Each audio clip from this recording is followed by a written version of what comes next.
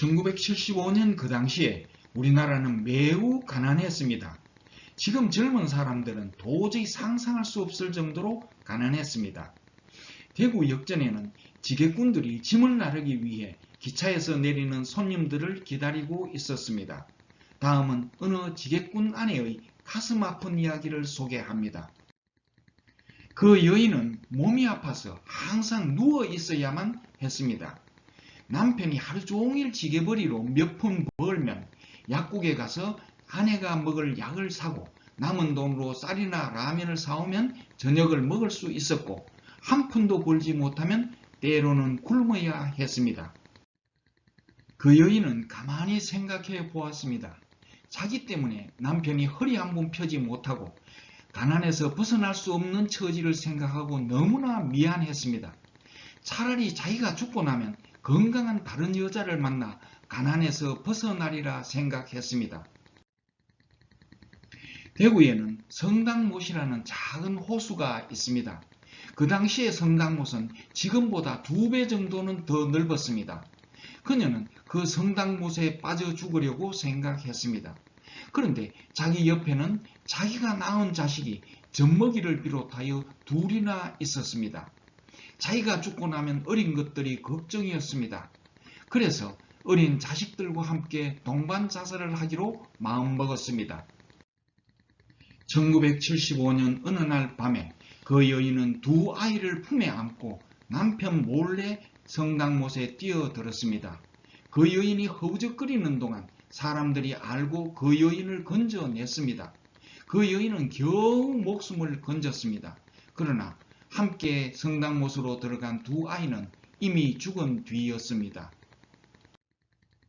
그 여인은 경북대학병원 응급실로 실려가서 의식을 회복했습니다. 그 여인은 자기는 죽지 않고 자식들만 죽은 것을 알고서 응급실 벽에다 머리를 쿵쿵 박으며 죽으려고 노력했습니다. 그러나 그것도 허사였습니다. 이제 당신에게 묻습니다. 그 여인이 회복된 후에 집으로 그냥 돌아갔을까요? 아니면 경찰서로 끌려갔을까요? 물론 경찰서로 끌려갔습니다. 왜 경찰서로 끌려갔을까요? 그 여인은 살인범이기 때문입니다. 그것도 직계 비속 살인입니다. 그러나 그 여인은 너무나 무식했습니다. 특히 형사법에 대하여 너무나 몰랐습니다. 그래서 법정에서 그 여인이 했던 말 때문에 신문에 크게 보도되었습니다. 내가 살인을 했다니요? 내가 낳은 자식을 내가 죽였는데 그게 무슨 살인입니까? 그 여인은 대한민국 형사법에 대하여 전혀 몰랐고 전혀 관심도 없었습니다. 그녀는 대한민국 형사법과는 상관없이 오직 그녀의 양심에 따라 죄와 무죄를 판단하며 살아왔습니다. 그런데 그 여인의 재판 결과는 어떠했을까요? 그 여인의 주장대로 무죄 석방이 되었을까요? 아니면 살인죄가 적용되었을까요?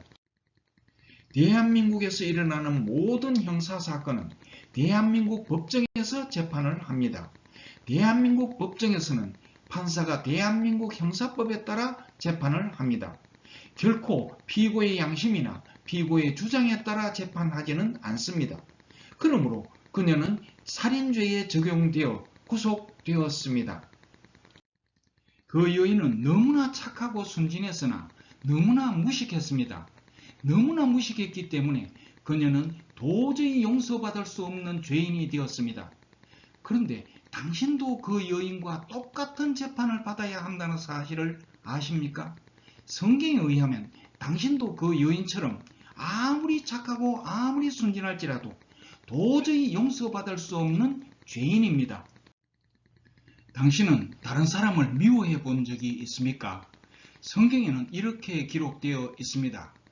요한일서 3장 15절 그 형제를 미워하는 자마다 살인하는 자니 만일 당신이 다른 사람을 미워해 본 적이 있다면 당신은 살인하지 않았다고 아무리 주장할지라도 성경에 의하면 당신은 살인자입니다. 자기가 낳은 자식을 자기가 죽이는 것은 살인이 아니라고 그 여인이 생각했듯이 미워하는 것은 살인이 아니라고 당신은 생각할지도 모릅니다. 그러나 그 여인은 결국 대한민국 법정에 섰고 대한민국 형사법에 따라 살인죄가 적용되어 살인범이 되었습니다.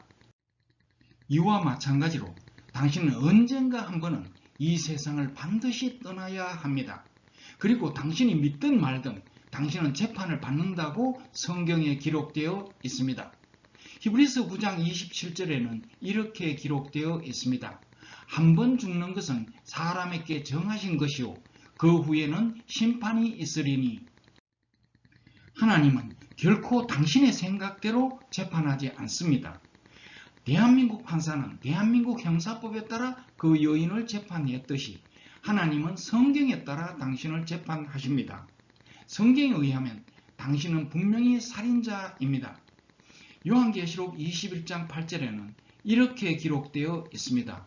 살인자들과 모든 거짓말하는 자들은 불과 유황으로 타는 못에 참여하리니 이것이 둘째 사망이라.